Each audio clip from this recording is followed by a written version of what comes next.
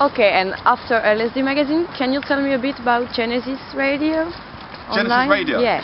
Genesis'88radio.com Yeah. basically grew out of my party organisation, which was Genesis'88. We were doing parties in 1988, basically. 1988 to 1990. That period of time was called Acid House. And that was where the whole rave culture came from. Even the term rave. The term rave was actually given to rave by the British newspapers, not us. Okay. You see, when you look back in history and culture, for example, the term graffiti writers, it wasn't graffiti writers that called graffiti writers. Yeah, you ask any graffiti writer and he's a writer. It was the media that called them graffiti writers. Right. So sometimes, you know, it's not us that give these things its meaning or its names. You know, it's actually come from the place where we actually think it isn't coming from. It's not coming from us. You know, it's coming from corporations and, you know, and tables of marketing departments. We're all trying to find ways of tapping into something, you know, and that's what's happened with acid house and rave. You know, we called it acid house, but they called it rave. You know, and so I've never actually called it rave because I really don't like that word, because the word rave comes from the 50s. You know, my dad is from Jamaica. You know, my dad was saying when I was a kid, he used to go to raves. Okay. So for us, when we were young, we were hearing, so when we started doing parties, and they started calling them raves, we were like, no, this is new. My dad went to raves. This is, you know, we don't go to what my dad went to. You know, we go to parties and acid house. And so that was one of the biggest cultural movements in the world. You know, not just in the UK. It happened in France. It happened all over Europe too. And I was part of that. You know, and so from that, and now recently, there's been a lot of recent new interest.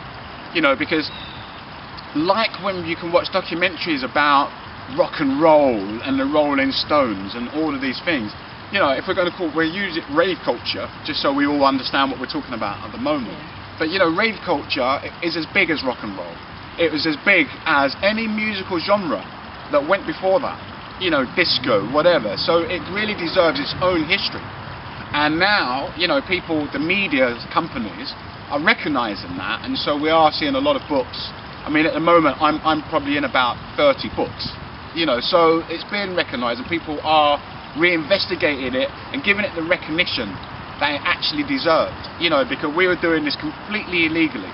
You know, everyone was against us. You know, we had armies of policemen out every weekend to stop us. You know, and we didn't want to stop, and we wasn't going to stop. You know, the movement was too big. It was bigger than the police. It was bigger than governments. It was bigger than us. And we wasn't prepared to let that slip past. You know, because London before that was a very violent place. And, you know, rave culture came along, acid house came along, brought MDMA with it, and suddenly it was a different place, you know. And so we're trying to reignite that passion in people with Genesis'88 Radio. And so I'm going to be inviting DJs from all around the world to basically come and play all different types of music. I'm not interested in it just being one type of music. I'm really interested in creating a global network, you know, and different music. I don't care where the music comes from. If it's music and people enjoy it, we're playing. And that's what we're about. We're about painting a picture. And that's what we do at Genesis'88 Radio. Okay, and can you tell more about the collective Genesis'88, which comes from the radio? Yeah, cool. In 1987, in London, it was a very, very violent place. The clubs, everything was based around alcohol. Clubs and pubs, I mean, pubs closed at 11 o'clock. The latest clubs in London, and we're talking about London, yeah? The clubs used to close in London in the 80s at 2:30 in the morning. Yeah, and there was no clubs in London that went on past that. I think the latest a club shut in the whole of London was about 3, and so that's nothing, you know. So here we had the clubs were shut in quite early. It was all driven by alcohol. No one had any money. We've just come out of Margaret Thatcher, basically sold and privatised all of the industry. So a lot of people had their houses repossessed. A lot of factories was repossessed, and so it was poverty. You know, so no one had any money, no one could see past the end of the week, no one knew how it was going to change. you know. And then MDMA came along, and yes, it's a drug. It took a drug to change the mindset of an entire generation of people, and it did. And you know, you can look back and people could say, yeah, but it's drugs. You could say, well, the fact is, the 60s wouldn't have happened without drugs. Yeah, the Beatles, Rolling Stones, all on drugs. You know, so you can't say that what happened during our period didn't matter because there was drugs involved, when every great movement that's ever happened in the world has involved drugs. You know, and anyone that's sitting at home that listens to rock and roll, you know, they all took drugs, and that's just reality. You know, with MDMA and with our period, acid house, it was slightly different because we focused on one drug. You know, in the 60s and the 70s, it was all different drugs. You know, they were taking, in England, you know, there was 13 or 14 different types of pharmaceutical tablets, you know, legal drugs, you know, that they all used to take. In 87, 88, 89, we took MDMA, and that was it, you know. So it was really refined, and MDMA, it brought out, I mean, I'm sure most people know what MDMA does anyway, but MDMA shifted our mindsets, and it changed us from being this really violent, cold, you know, insular place to being a place that was just warm. And for the first time in your lives as men, you know, we were able to express our emotions to other men, i.e. our friends. You know, friends that we'd known all our lives. For the first time, we were able to say, I love you, mate. You know, without getting scared of getting punched in the face or losing your friend, because, you know, we were all hardcore lads from poverty-stricken areas. We were all brought up to be men, you know. So suddenly, you took this pill, and then you realised that, you know, this is my friend and I love my friend, and so it did a lot for us, and so that's why we did parties, and that's what Genesis was all about. We're about providing a platform for 10,000 people, sometimes 20,000 people, to just come and express themselves in a new way, enjoy themselves in a new way, and we would break into buildings to achieve that, you know. And how is the work you broadcast on the radio connected to the parties you're still organizing? Like, sure. The radio is really only connected insofar as I'm involved. I created the Genesis Radio. I've just started doing Genesis events again, and that's where the radio come from. So, I mean, I've got some new plans. I mean, Genesis, you know, I wrote a book called Class of '88, The True Acid House Experience. Yeah, can you tell a bit about it? Yeah, I mean, the book was my experience, and because, again, you know, we wasn't being recognised for what we did. You know, the fact is, it wasn't easy to organise parties for 10, 20,000 people. You know, secretly, you know, we had secret locations, we broke into buildings, you know, and then we had to get people from one area to another in a really short amount of time, because everything was secret.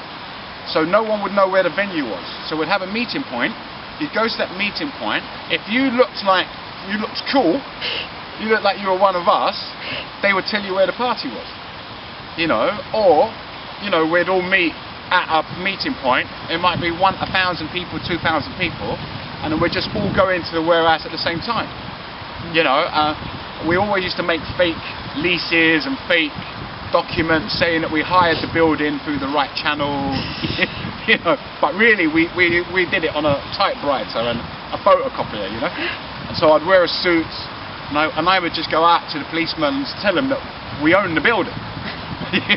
You know, so and that's how we did it. We'd go out there, convince them that we were here legally, you know, that we'd been in the building 2 weeks, you know, when we've been in the building 4 hours, you know, and then we just have a massive party. And then at 8 o'clock, 8:30 in the morning, you know, we just go home, and then they realised that we'd broken into there, you know. So that's what we did then, you know. Again, it was in every single newspaper was against us. In the newspapers, all the national newspapers, they were saying that we were selling drugs to 12-year-olds. And, you know, it was their aim to get the public to hate us. And this is what happens in any kind of movement of people. It's important. I mean, we see it today in the news. Every day you can see it happening in the news, and they did it to us. They needed the public to hate us. So if they hated us, 1, they could come and beat us with their truncheons, and 2, they can change the law. And that's what it's really all about. It was all about changing the law and restricting our freedom even more. And so your book is talking about this period and what really happened? Yeah, so the book, yes, I'm going off the book. Yeah, so and that's what my book says. Again, no one was interested, so I wrote a book. I didn't know if anyone was going to publish the book. I didn't know if anyone was going to be interested in the book. And it just so happens, I was lucky. Yeah. I drove Virgin, got on the phone, kept phoning them, and in the end they said yes. And so the book was published, and it just and it gave us true story, because most people didn't know what was happening behind the scenes. You know, most people didn't know that I was kidnapped by gangsters, and you know, the newspapers were saying what we were earning £500,000 every night. You know, so it attracted gangsters, and so on one side we had the police who were trying to beat us, on the other side we had gangsters who were trying to beat us and take our money. So, and we were all trying to be peaceful, loving people, drinking water, you know. Okay, and so the radio and the party you organize are connected now. You're trying to do it again because you feel it like it's in the air, or? Yeah, I mean, it's in the air, and there are lots of people who are doing parties then are doing parties again today. Yeah. But for me, you know, 20 years ago, 23 years ago, it was special, and I was doing it because it meant something, you know. And I did a party just recently in October, which was great. It was an amazing party. The people were amazing. They had an amazing time. On Facebook, I haven't actually seen the feedback. I mean, on the Monday morning, I had over 800 messages, you know, which was fantastic. I had over 800 messages, so the feedback was great. But I need something else, you know. And I'm just speaking to some people at the moment, some charities, and I've got some ideas of how I can use Genesis and, you know, dance parties in a really constructive way, where to make more than parties, like create something. Yeah, I'm not interested in just doing parties, you know. There has to be something. Someone has to be getting something out of this, and if I can't get the feeling that I had 23 years ago, I want to give it to someone else and give them a different type of feeling. You know, whether that would be building the villages in Africa or India or in a third world country. I'd much rather do it for that incentive now. Yeah. Because we're there now. I'm open, you know, I'm full of love, you know, I'm non-violent, and so we've done that part. Now it's let's help other people, you know. Okay. And what are your plans for the radio in the future? Like, what do you think it's gonna do? With the radio, you know, the thing with internet radio is not many people listen to it over here. So again, I find it a bit of a challenge, you know, and to change the way that people listen to radio, and that's why I will turn the radio into a commercial-like body, you know, to try and, you know, to make people. Because, I mean, the radio stations you can get on your iPhones, you can get it on your mobile phones. So you can take it with you anywhere you go now. So that's really the aim, to get Genesis to, like, you know, have thousands and thousands of listeners, basically.